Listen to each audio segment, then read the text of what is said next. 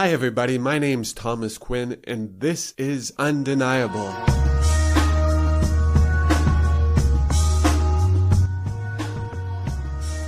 Hi everyone, how are you doing? Are you staying healthy? Are you staying sane? Here at Undeniable Pod, we are taking a break from our traditional interviews during the pandemic, but I've been working on recording an audiobook for my novel, The Happy End. I'm offering it up for free here, 5 chapters at a time. So if you haven't, please subscribe, please like, please rate. I hope you listen and enjoy, and would love to hear from you about any thoughts or comments. Stay safe, stay strong, stay committed. We're in this together.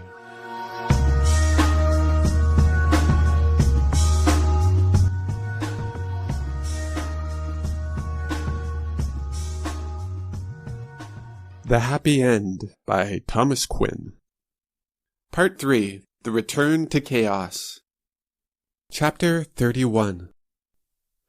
The sound of Nancy arguing with the guard stirred Ahmed from his slumber. Head on the table, the glass still half full with the awful murky brown liquid.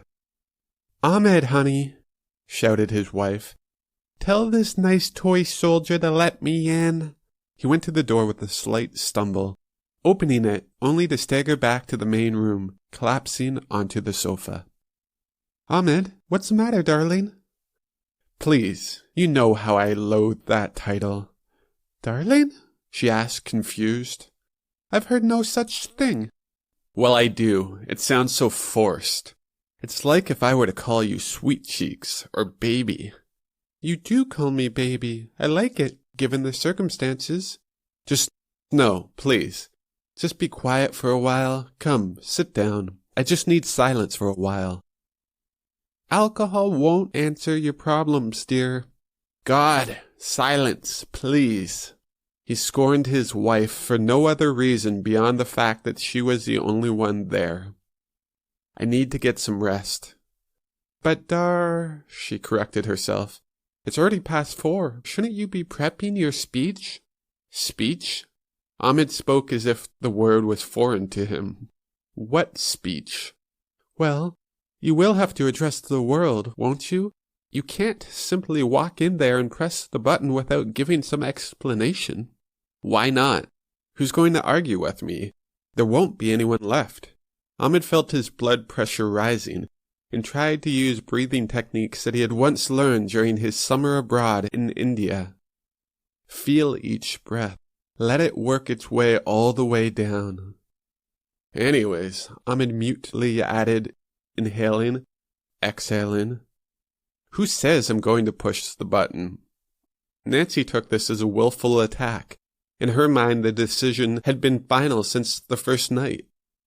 "Well, I thought we agreed—" "God, Nancy, are you listening to what you're asking me to do?" "But I think Horace made it clear." "Jesus, can't you see he's insane? Am I alone? Does no one else see the insanity behind this? If you care for death so much, there are simpler ways than this." He looked down at the ground 34 floors below, remembering the plight of the news camera. Would it not be just as romantic? Then all those who want to live could be free to live. "But he said—" "Listen to yourself. But he said. Do you remember who he is? The man who used to come to our New Year's parties and drink his weight in scotch and smoke joints like cigarettes." "That it had to be unanimous," she finished, showing Ahmed that he could not intimidate her. Yes. Ahmed was still keeping track of his breath. "But I'm tired of playing the tyrant, Nancy. I'm tired of forcing this life onto people as if I'm the one who knows how it's supposed to be. As if I know anything." He found his throat parts and went to the murky brown liquid still waiting on the table, choking on it. "If you want it, if you really want it, then let's do it." This shocked Nancy, who had never felt any real choice in the matter, and now was being given just that. "You can be my Juliet, and I your Romeo. What could be more romantic? And if others too want to join us, let them make that decision, not me." "Ahmed, what are you saying? Suicide? That's a sin." "A sin?" His mind imploded, and within the nothingness he let everything slip away. He could no longer deal with it anymore. Here was his wife, who was raised half Catholic, half Jewish, but claimed to be Buddhist before she joined in Ahmed's atheism, preaching about sin, as if there was nobility behind wiping the slate clean, killing 10 billion people. "Please," he said at last, breaking the silence. "I don't want to argue." He held out his hand and she came to him, still staring out the window, now with her draped behind him, her hands over his chest, as if he was wearing her in some protective cape of love and certainty. No matter what, Nancy was his truth. He knew it. Her logic might not always be true to him, but her love and faith kept him whole. She was perhaps the last ounce of certainty in his confused and otherwise isolated existence. And for the first time in a month, as the silence filled the void of argument, he smiled, content. He knew whatever happened next, this truth would always remain, for better or for worse.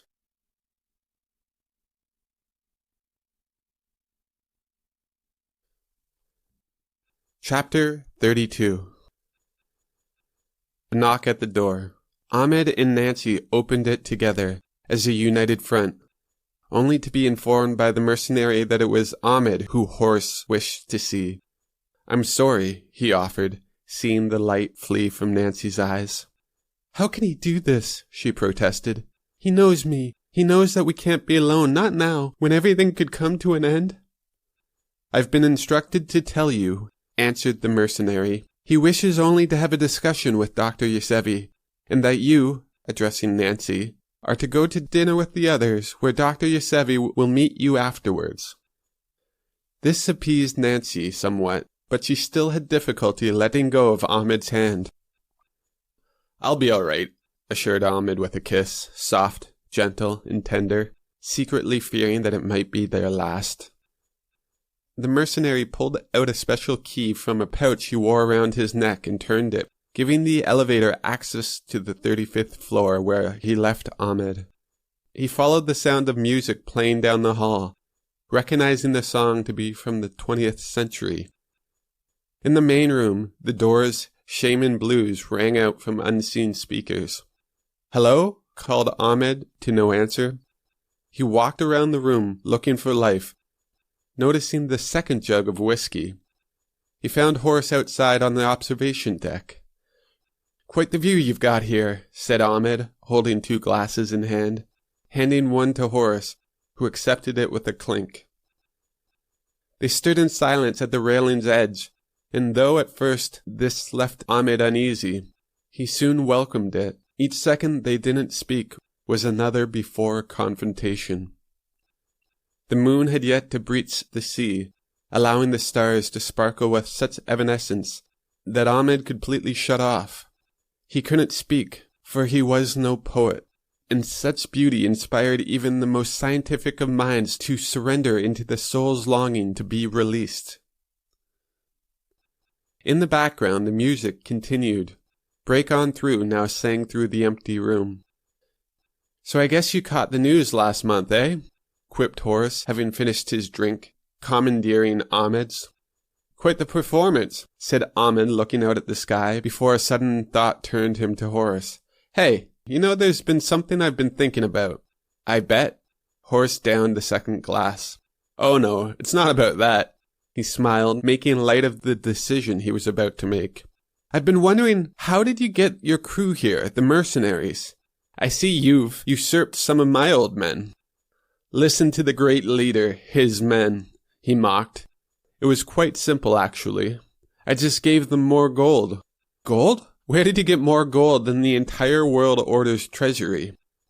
"Ha! You'd be amazed, old friend. Those prospectors, those were some wild cats, I'm telling you. They mistrusted the government more than us. Hell, for everything they sold, they hid twice that, always thinking they'd come back for it. They told you this, I presume." "Well, let's just say I had a good idea where to look." Ahmed turned, not willing to play along with Horace's games. "That was some entrance you made, I'll give you that. Did you like it? It didn't look too theatrical?" "Wasn't that the point?" "I suppose so. I'm telling you, if I could do it all over again, I'd be a sailor." There's nothing more peaceful and free than being out in the open sea. I get seasick. Ha! Mocked Horace. Of course you do. Again they fell silent for a few wandering seconds. So, said Ahmed, ready to address the elephant in the room. It is beautiful, isn't it? Makes you wonder what kind of god could have dreamt up such a sight. Don't you mean anti-god? Questioned Ahmed sarcastically. Nope. Pointing out with an extended arm, he swept it across the cloudless sky. Not this. This is it right here. This is everything that man seeks. Truth. Truth? Exactly. What more do you ask? Again he allowed his hand to pass over the horizon. You know what's out there? There's no greater abyss than the soup of infinity. Is there anything more humbling and pure? Isn't that all the truth a man could ask for? Is that it? Purity? Is that what we're doing here? No. Horace left him alone and went to fetch the jug of whiskey that Ahmed left inside. Why not make it appear from thin air? Asked Ahmed upon his return. What's that? Asked Horace, half interested, as he poured 2 more glasses. The whiskey. Have you not worked up to that yet? Water to wine? Ha! Yeah, I guess not. Horace took a reserved sip, smiling at Ahmed from behind his glass. You know what that was all about, don't you? It was the first time the peasants were allowed to drink the wine of the lords. Horace smiled, as if he was glad that Ahmed remembered. Look at us. Horace held out another glass for Ahmed. 2 old coots on top of the world. We were men of science, always out to conquer the mysteries of the universe, as if humanity hadn't been after the same answers for all of eternity. Do you know the average Egyptian could name and point out 15 constellations? There's Orion, pointed Ahmed, as if in an attempt to justify his intelligence. Ha! Of course, that's his belt, all right. So, Ahmed felt uneasy amidst Horace's good cheer and childlike behavior. But the open sea, yep, that's the life for me. Why not go back to that time? That's in your power now, isn't it? Ahmed's tone was coercive, and he was sorry for it, because his curiosity was killing him. He needed to know what it was that Horace knew, and why he had chosen him. I wish, but it doesn't quite work that way. Then how does it work? He turned to confront Horace once and for all. You and Nancy went to India, right? Way back when she was a Buddhist? His smile and reflective eye was too much for Ahmed's stare. No matter how daunting he tried to make his, he was forced to look away. Yes.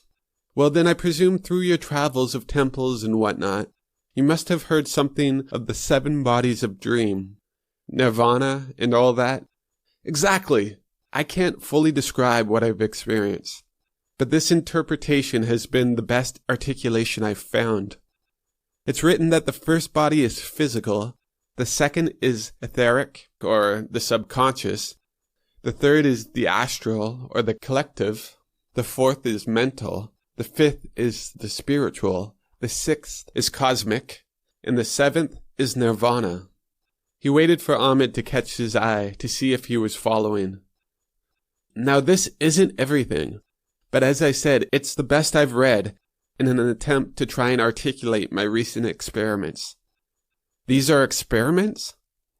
I left the world. Do you get that? In my head, but also out. But how? It started in Chile, began Horace, aware Ahmed wouldn't believe what he was about to divulge. My dreams started to change, either because of my isolation, or my meditations, or the hash, I don't know. But they grew in intensity. Soon they felt more real than my day-to-day life. Somehow I knew they were the key to the answers I sought.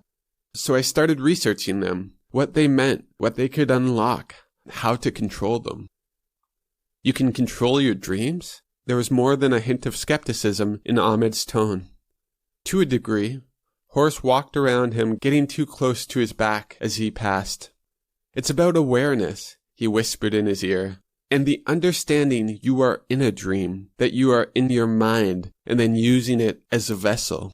With some simple techniques and practice, I learned to channel my energy, to conjure places I wanted to be in different times, different planets, and visit them. Ahmed nodded, even though he had never experienced the sensation before. After I left Greek Symbol, these dreams or trances, because I didn't necessarily have to be asleep, became something new. As I learned to harness more control, I found that I would slide more frequently from the etheric or normal dream state to the astral plane, waking in a place and time I had yet to experience. I met spirits from within who told me secrets and encouraged me further, evolving, realizing that my force, my energy, could be released from any physical connection. I learned to channel it, to travel as pure energy, leaving Earth, leaving everything to the outer reaches of the universe, traveling faster and faster until bang! Ahmed flinched.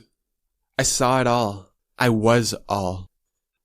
But despite these advancements, I never had complete control. There was, and is, so much more to discover, and all I know is there's more to life than this. Horace used his eyes to try and portray the deeper underlying experience. There was much to consider, but Ahmed had found himself thinking about the dream from his flight. Horace shook his head as if to tell him that he was there too. Isopropyl ether.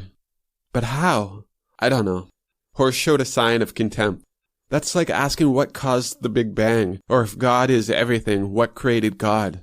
So you're serious? Always, Horace laughed maniacally. I still don't get it. There has to be more to it. Of course there is, but I don't have all the answers. No one does. When you slide from the mental to the cosmic, time is no longer present. Horace saw Ahmed's drink empty, and the bewildered look on his face, so he topped him off. We live our lives by the rules we've discovered from our past experiences and call it truth. But why are they seen as truths? Because men like us have spent our lives defining them or disproving them. But then what happens? Every 20, 50, or 100 years, someone comes along and shakes everything on its head, and suddenly our old truths are forgotten. They seem infantile, and the collective consciousness moves forward under this new belief. We give the discoverers the Nobel Prize, and so on. But we never ask what else is going on. How can we be so certain what's true when faced with this? He fell silent, staring out towards the heavens, as Horace allowed Ahmed time to formulate his thoughts. I'm still not sure I understand. What about the apples? Or the coming and going around the world whenever you saw fit? Oh, that. Horace gathered his thoughts by pouring himself another glass. A little help from a friend.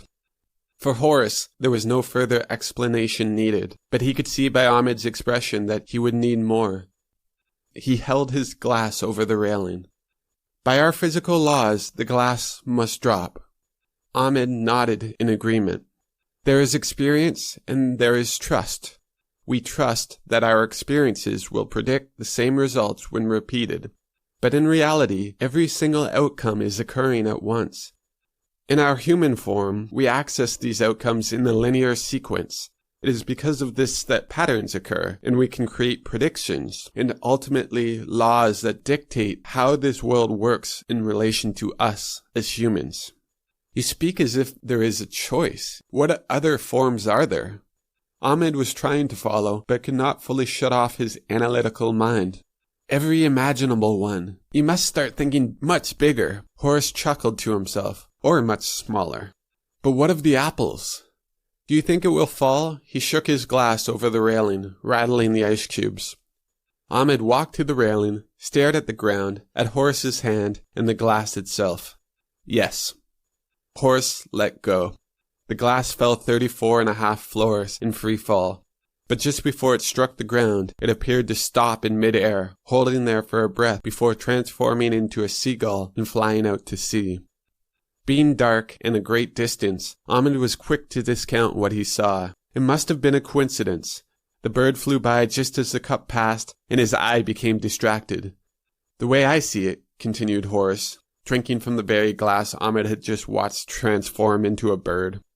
The human form is only the beginning. Well, not literally, of course, but when it comes to the evolution of my consciousness, or spirit, he began smacking and stretching the skin of his face, neck, underarms, and belly.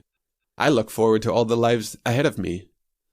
Reincarnation? Questioned Ahmed, surprised by Horace's change in philosophy. No, incarnation, answered Horace sternly. Everything that has ever existed, imagine it, endless opportunities to do and be whatever we want, take any form. An infinite life. An infinite life? Repeated Ahmed. We are so restricted by these heavy utilitarian bodies. They've brought us a far way, but they keep us anchored. I'm so envious to the others. Good riddance. Others? Ahmed turned to see of who he spoke, but the inner office was empty. So you're serious? About what? Horace seemed confused. The reset button. Most definitely. He gleamed with innocence, peace, wisdom, and the most convincing of all to Ahmed, certainty. But why? If it's achievable, it makes no sense. Why would you want to end this life? Why not allow people the choice? Is that not what life is for? What of free will? Free will, like everything, is relative. Time is a construct of a linear mind. If everything occurs simultaneously, and I can assure you it does, it can be said that the future's already written.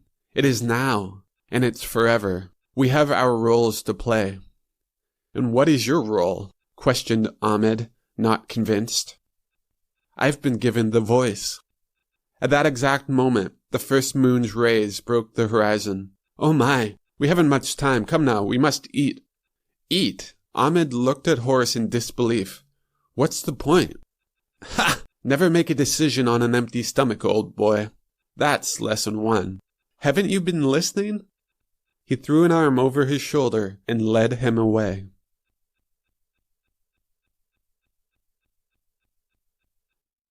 Chapter 33. Horace and Ahmed entered the dining room. The servants doubled as mercenaries and had refused to serve the first course until Horace arrived. When they entered, the room was deathly silent. The other guests had been waiting for the better part of an hour, and the minimal small talk between them had ended long ago. There was a visible uneasiness on everyone's face, beyond the young reporter, who seemed cheerful and honored. Horace took his seat at one end of the table, with the reporter to his left, and someone who introduced himself to Ahmed as Leo to his right. To Leo's right, there was an empty seat beside which Hoffman sat. Ahmed sat at the other end of the table with Nancy to his right and Glover to his left. Beside Nancy was another empty chair, and then there was an opening for servants to come and go. "Let's eat," proclaimed Horace to the relief of the other guest. "Am I to believe that you do not say grace?" inquired Leo. Leo was familiar to Ahmed, but he was having difficulty remembering where he had seen him before.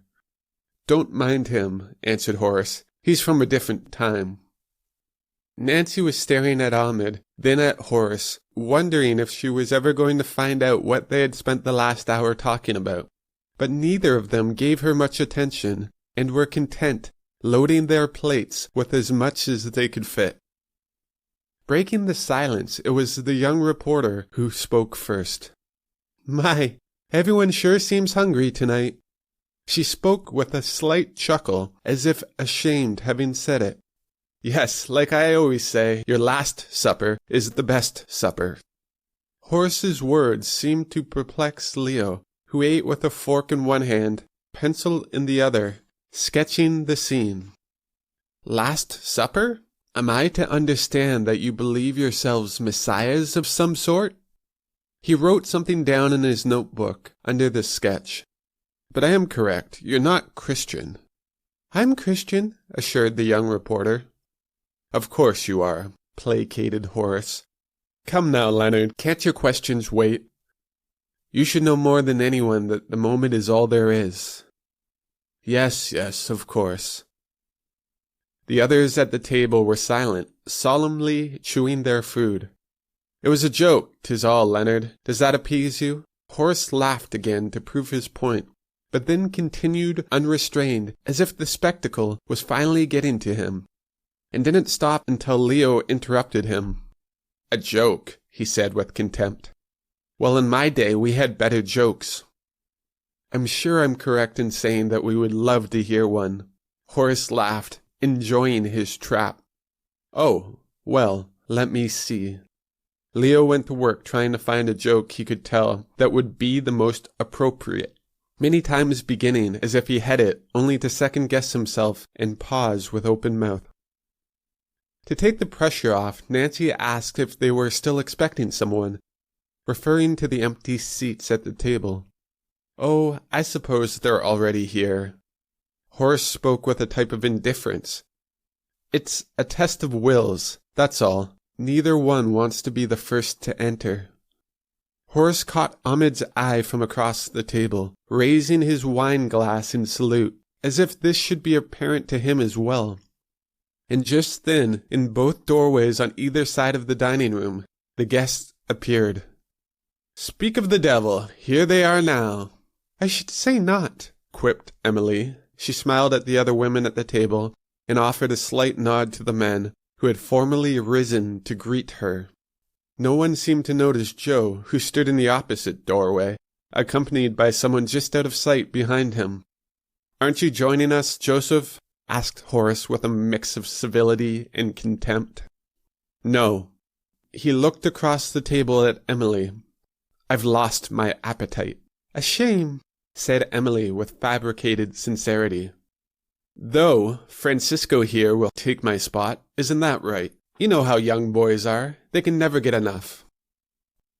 Horace's heart sank. "You don't mind, do you?" Horace forced his words through tight lips. "No, of course not. How are you this evening, Francisco?" For the first time since Horace's return after RP Day, Ahmed watched as the life seemed to drain from his eyes. "Fine," muttered Francisco, head down, timid and uncomfortable, taking his seat in between Leo and Hoffman, without recognition to anyone else at the table. "There's a good boy," assured Joe in a patriarchal tone. "I shall leave you to it." Joe lit a cigarette, catching Ahmed's eye and then Horace's, leaving the room with a mixture of laughter changing to coughs as he faded from view. Horace seemed unable to shake his melancholy. He barely ate. Rather, he sat watching Francisco, who stared almost dreamily towards Emily. The others sat in partial amusement, trying to derive the subtext of the personal relationships between Horace and the new arrivals. Ahmed sat just as brokenly as Horace, and watching him suffer, he lost a piece of himself. Having elevated Horace to a state above emotion, he stared across at him thrashed down again, and then at the poor boy he had led into a fate that Ahmed could only assume to be miserable, if Joe was any reference point. When the mercenary came to top off the wine glasses, Horace grabbed hold of his wrist as he attempted to move down the table, taking the bottle and setting it down beside him. "Has anyone seen the moon? It is magnificent tonight."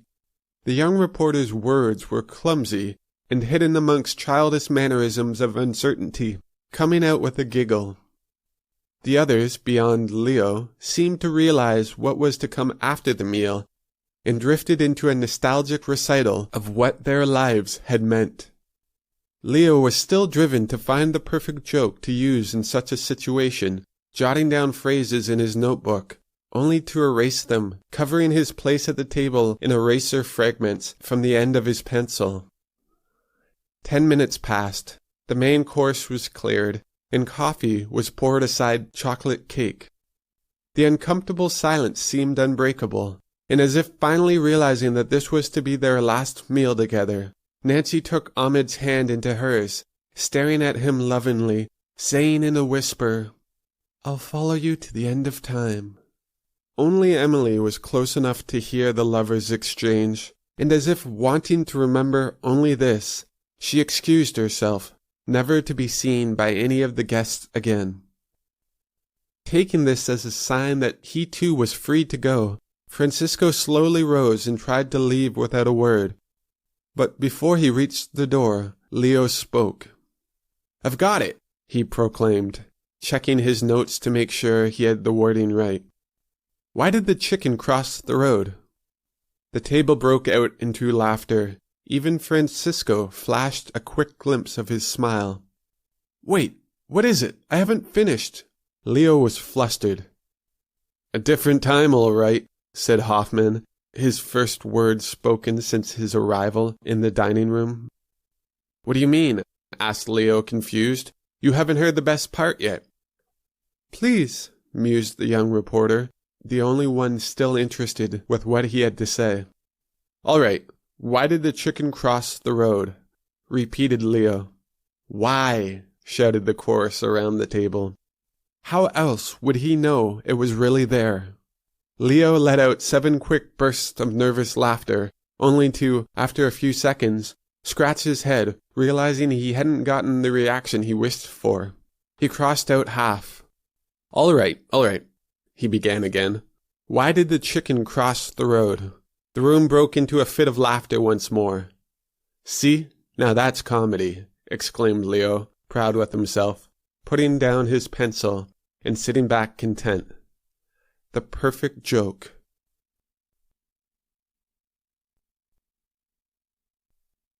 Chapter 34.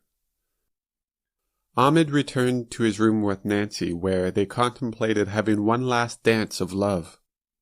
But Ahmed couldn't. His mind was too tangled, his thoughts unable to let go of what he just witnessed. The vision of Horace with his spirit deflated shook everything into question.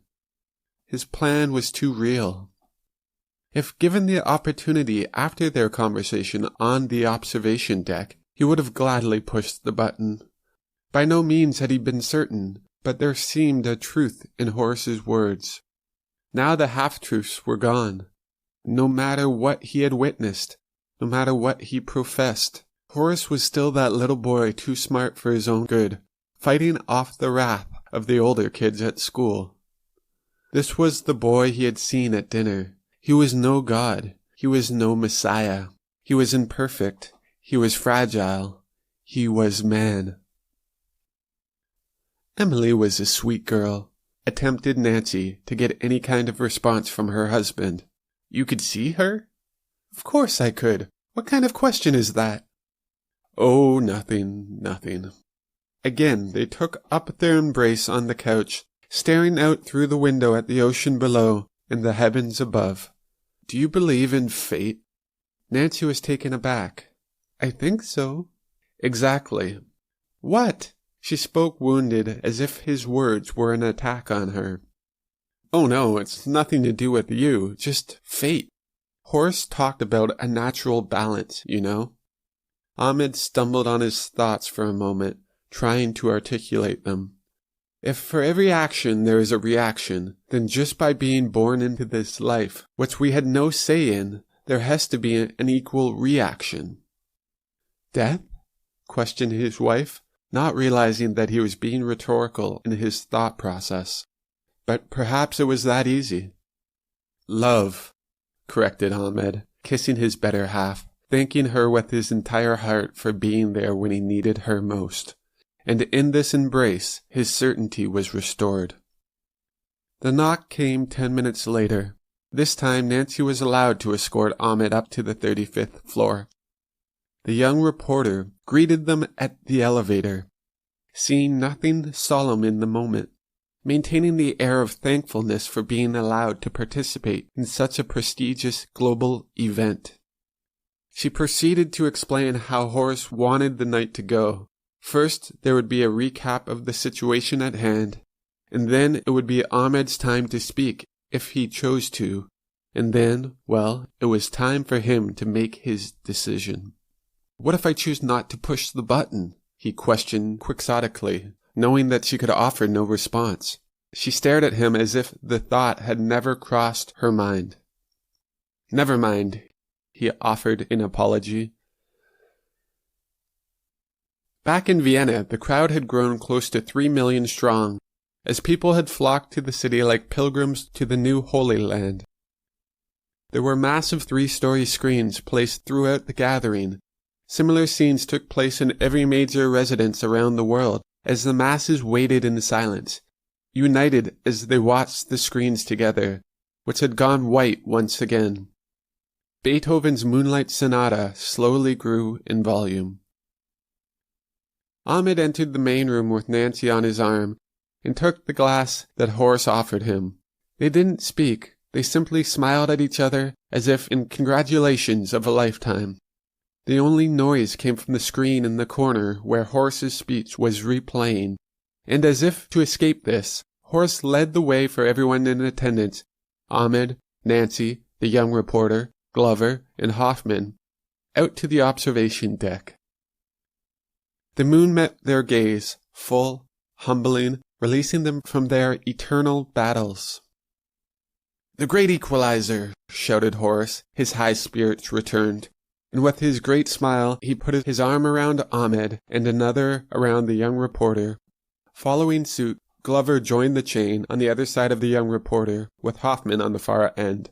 The six of them stood as a string of souls, nervously laughing in the face of the heavens. Unbeknownst to everyone except Horace, his speech had finished, and their chain, their laughter, their joie de vivre was live on the flashing screens around the world. "Ahmed, my brother, I'm afraid we have some business to take care of." The flinch in Nancy's body went down the entire chain. Her vibrations broke their embrace. "And if I refuse?" His voice faltered when he needed it to sound his most determined. "You are the leader," came Horace's reply, unrehearsed, uninterested. "I am merely a voice. The choice is entirely yours." Ahmed turned to his wife, the full moon reflecting off the layers of water in her eyes. "I've got to go," he assured her. "No, I'm coming with you," Nancy protested. "I'm sorry, that's not possible." Horace's words were of authority, though his eyes were of sympathy. "We will be back. There's a 30-second delay if that is his choice. Nancy, I promise you, we will be back." Horace pushed through the door, ignoring the cameras hidden throughout the room. For a quick second he thought of Tesla and the others in the tavern, wondering what the odds would be this time. Ahmed was overrun with questions, and as if sensing this, Horace quickly escorted him into the control room, where the big red button glowed with a lure of certainty. He pointed to a camera, saying that he was live to the world, and with Ahmed's momentary distraction, left him, closing the door behind him. The deathly silence tore at the seams of his skull. He felt as if his mind was ready to explode, and wanted to leave the room at once. He wanted to know more. He needed to find out what was going to happen next. But there was no one left to give him any answers. The world watched. People began to second-guess everything they had once believed. Suddenly the sides reversed.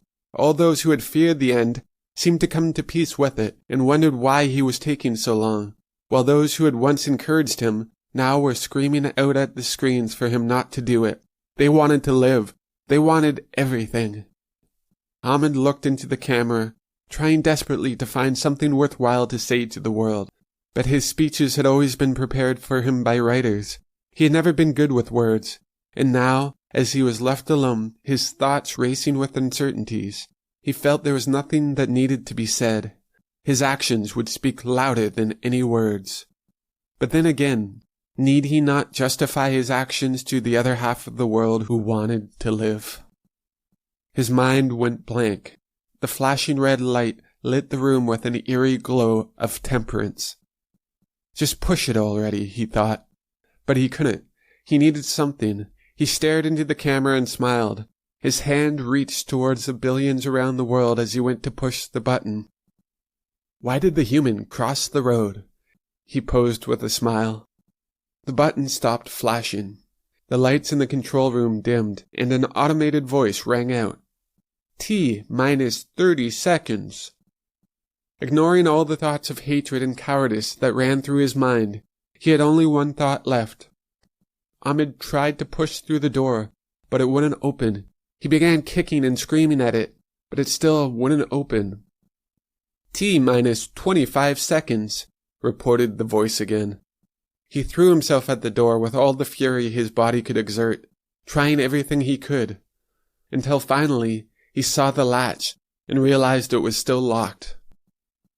He ran through the main room, mortified by the thought of his last impression on the world. Here was their undisputed leader, willfully leading them to their demise. His parting words, that of a child, and his cool under pressure, a joke. But it didn't matter. These thoughts were only in passing, ultimately meaningless. He ran to the observation deck. T-minus 15 seconds, reported the automated voice as he pushed through the door, grabbing hold of his wife, ignoring Horace's smile, and ignoring the look of terror on Hoffman's decrepit mug. Even ignoring the heavens as he reached her, his lips sealed to hers. Time stopped. 5, 4, 3, reported the voice. I love you. I've always loved you. I will for all of eternity, no matter what. Nancy was unable to speak. She used her lips to reply as tears fell from both of their eyes. 2, 1. The sound of an electric pulse charging broke their kiss as the 6 of them held their chain of souls again, not a word uttered. The light of Horace's smile, matched only by the moon's beam. Suddenly there was a flash, and the young reporter screamed. The sky was closing in on them again, or so they thought, not recognizing the image of the rogue planet hurling down towards them. 5 seconds passed in this fright before another flash shot up from the building, disintegrating the rogue planet with a fiery explosion. The projector went silent. The end hadn't come.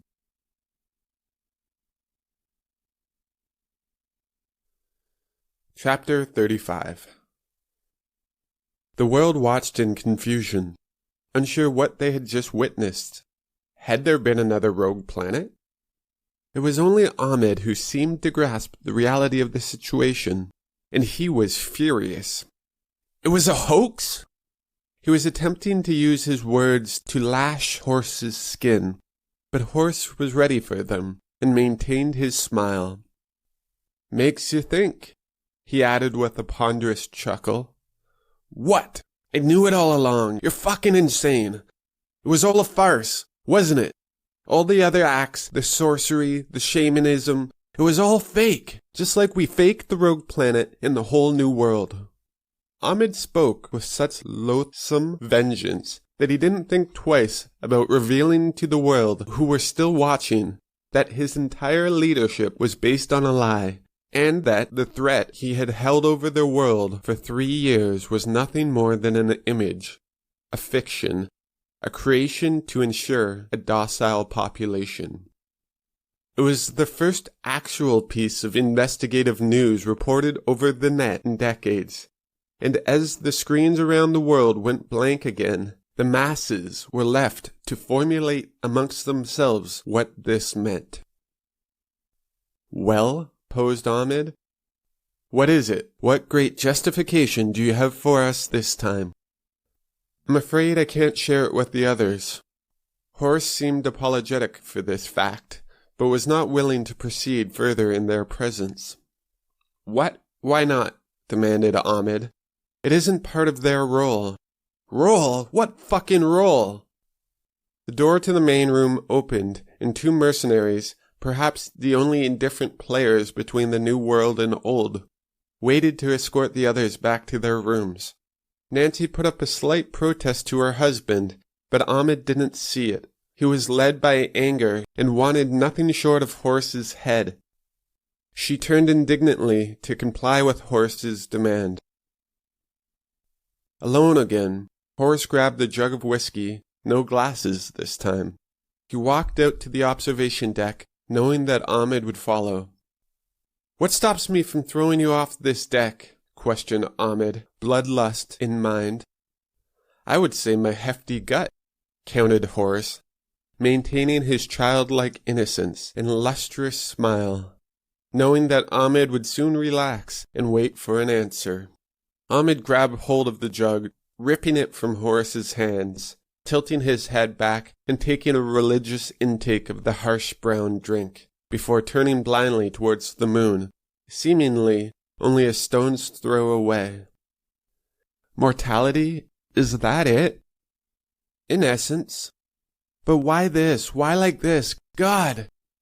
Ah, the atheist's prayer, mused Horace, taking back the jug from Ahmed with a conservative swig.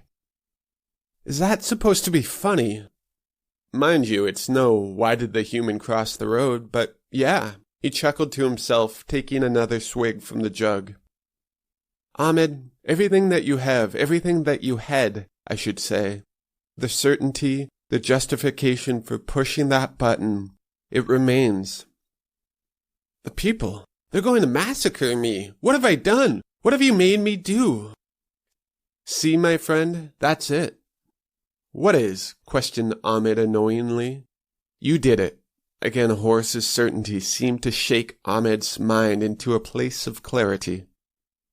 Everything that has ever happened, you've done. The situations, the moments, the events may have been out of your control, but the act, the deed, the choice has always been yours. I can't say I would have thought this one up on my own, screamed Ahmed. None of this. Without you, I would still be in New Hampshire. I would still have my tenure. You'd still be a slave. Ahmed fell silent again, taking back the jug. I manipulated you. I did. And believe me, my fate has been sealed, just as yours. Everything I said to you before remains. The 7 bodies, the other dimensions to consciousness, all of it remains. But so too does the balance. Which is, our actions have always had consequences on this plane or the next. They can kill our bodies, they can tear at our flesh, but they can't take our souls, our beings, our existence, without us giving it to them. That's why you were a slave. That's why we were all slaves. Because we were excelling in their world, and thus felt justified, even if we ignored everything that makes us who we are. So they will kill me. Us, his tone somber. We cannot outrun our destiny, even if we know its ultimate course. You said you witnessed my sacrifice, but here you are leading me on the path towards it. You're supposed to be my friend, my brother. Everything I've witnessed has come true. It occurs outside of time. All I've done, my friend, is the best I can to help you understand, so you can be free and prepared for the next step that's awaiting us. Help? Surely I could have changed my ways, exclaimed Ahmed with a plea for the future. No. Again Horace's certainty silenced him. I've tried. Believe me when I say I've tried. Poor, innocent Francisco, I thought I could protect him, and now he's lost forever. Horace grew quiet, slowly moving across the sky with his sight as if he were mapping the heavens. All I ever said was that I was the voice. You were the leader. You were in control of your path, just as I am of mine. And sure, you can blame it on me. Blame it on the heavens, or the demons. Blame it on whomever you will. But know that for all of eternity, you will be playing this game. It's a trap that will consume your being. There is no death, only an end to the physical shell. But if you're not ready, the burdens of this life can enslave you forever. Don't give in. Free yourself now, and you can live forever along the fractals of infinity. 3.14159265. He didn't respond. Ahmed, I love you. You are my brother. But until you accept your fate, but not only accept it, you have to embrace it. Embrace every single breath, as you did when you pushed the button, as you will have to again, or else risk drowning in the hell of your uncertainties and fear forever. He grabbed him by the shoulders, hugging him. It's easy to say, but we must feel and understand why time is insignificant, and so is death. Think of a nightmare that you can't wake from. This is the hell they speak of in our forgotten religious text. Death will set your subconscious free from the physical, but can still leave you trapped by the ego. Free yourself now, and for all eternity, you shall never be a slave again. Ahmed finally caught Horace's eye and saw the tears flowing down his cheeks. So what was this then? He referred to the antimatter projector, the display in the sky, everything, the new world. Horace inhaled deeply, and his smile returned. A reaction.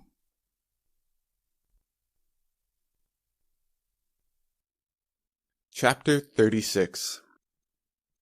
The sound of the chopper's blades drowned out all communication. Each person was left debating what was to come next. The young reporter was beginning to realize that she was conceivably as guilty in her role in deceiving the public as anyone else, and wondered what fate might befall her. Hoffman was on the edge of his seat, unable to handle the jostling of the flight, trying to maintain his stomach's queasiness. Glover was already thinking of ways to turn the situation on its head. He would have to sacrifice Horace and Ahmed, that was evident, but he saw no need to be among them. After all, he had not known, or at least could not be proven to have known what they had done. He was the director of space exploration, and as he saw it, the last authority of the land. Nancy stared off into the distance, her arm draped through Ahmed's elbow, hanging on, already in her mind assured that she would not let go, no matter what, even if it meant her demise, which it most certainly did. Ahmed stared across the cabin at Horace, who was staring just as blankly back towards him. They were communicating on a level beyond the noise, the past, or the future. They simply stared, each holding the same smile. Where division had once been, there was union. Ahmed had come to accept what Horace had told him. He had to. He knew it now. He was right. Everything that had gone on, he willfully followed under the guise of leadership. But his ego was still present, the muted voice within telling him to run, to disown Horace, and everything associated with Greek symbol. This is why he held Horace's eye, to reflect his entire being off of, like the moon's beam off of the ocean, like the stars in the heavens above, like all of eternity in the mind of one stupid, solitary man, realizing that no matter what he wanted to do, he was destined for only one thing, and it awaited him on the ground in the form of millions of vengeful souls. From above, they looked like a colony of mutinous ants waiting for their queen's head. He thought he could even see wooden crosses being nailed together, but quickly concluded it was likely his imagination, always the dramatic. Horace looked over at his friend, smiling, happy in the face of certain death, and felt as if he had finally accomplished something in life. The inner void that led his quest for certainty was gone, and as they circled above the landing pad on top of Greek Symbol's headquarters, he was ready for his next journey. "Ready, old friend?" he shouted into his headset over the roar of the engine and the mob already on the roof waiting for them. "I meant to ask you," shouted Ahmed over the sound of the blades as they touched down. "What's next? What's the seventh step like? What's Nirvana feel like?" "Who says that's next?" "What?" Ahmed was shocked by Horace's admission. "Chin up, old boy." Ahmed could barely hear him over the deafening roar of the mob converging on the door of the helicopter. "This is but the happy end of one life. There will be plenty of others to try for Nirvana." "But what's next, then?" questioned Ahmed, just as Hoffman and Glover were torn loose from their seats. "The unknown." "What?" shouted Ahmed, having come to expect nothing but certainties from Horace. "How should I know?" said Horace over the screaming demands from the mob around them. "I am but a voice. Ha! Don't you remember, old boy? We're but the anti-gods! The anti-gods!" Horace's hands were pried free from the door, leaving them alone with his laughter, vibrating in their souls, off into forever.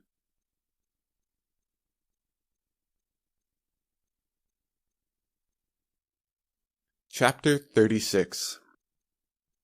The sound of the chopper's blades drowned out all communication. Each person was left debating what was to come next.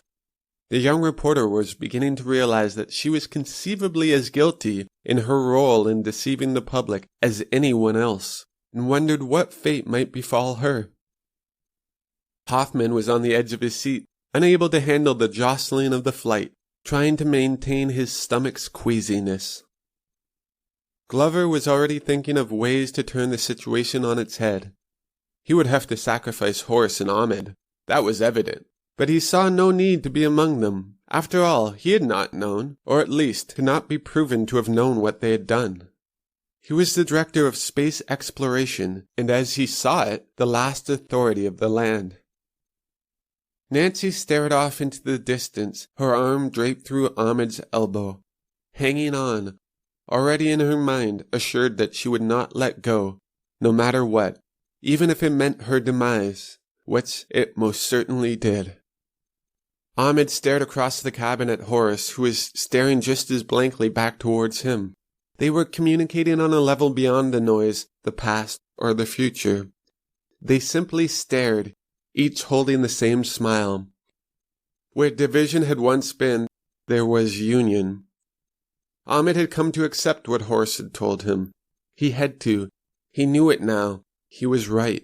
Everything that had gone on, he willfully followed under the guise of leadership. But his ego was still present, the muted voice within telling him to run, to disown Horace, and everything associated with Greek symbol. This is why he held Horace's eye, to reflect his entire being off of, like the moon's beam off of the ocean, like the stars in the heavens above, like all of eternity in the mind of one stupid, solitary man, realizing that no matter what he wanted to do, he was destined for only one thing, and it awaited him on the ground in the form of millions of vengeful souls. From above, they looked like a colony of mutinous ants waiting for their queen's head. He thought he could even see wooden crosses being nailed together, but quickly concluded it was likely his imagination, always the dramatic. Horace looked over at his friend, smiling, happy in the face of certain death, and felt as if he had finally accomplished something in life. The inner void that led his quest for certainty was gone, and as they circled above the landing pad on top of Greek Symbol's headquarters, he was ready for his next journey. "Ready, old friend?" he shouted into his headset over the roar of the engine and the mob already on the roof waiting for them. "I meant to ask you," shouted Ahmed over the sound of the blades as they touched down. "What's next? What's the seventh step like? What's Nirvana feel like?" "Who says that's next?" "What?" Ahmed was shocked by Horace's admission. "Chin up, old boy." Ahmed could barely hear him over the deafening roar of the mob converging on the door of the helicopter. "This is but the happy end of one life. There will be plenty of others to try for Nirvana." "But what's next, then?" questioned Ahmed, just as Hoffman and Glover were torn loose from their seats. "The unknown." "What?" shouted Ahmed, having come to expect nothing but certainties from Horace. "How should I know?" said Horace over the screaming demands from the mob around them. "I am but a voice. Ha! Don't you remember, old boy? We're but the anti-gods! The anti-gods!" Horace's hands were pried free from the door, leaving them alone with his laughter, vibrating in their souls, off into forever.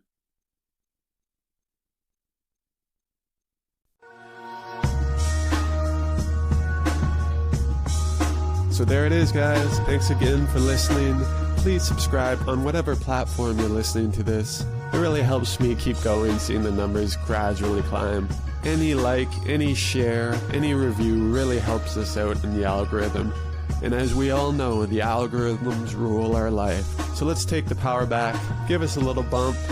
And if you're looking to get in contact with me, you can reach me at undeniablepod@gmail.com. If you're looking to get on, if you have some suggestions, or if any personal insight on the struggle that you guys face as artists, I'd love to hear from you. I might even pick a couple to read on the next pod. So thanks again. I'll talk to you again next week.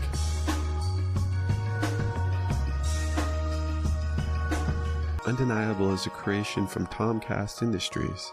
Theme music was created by Tony Malik.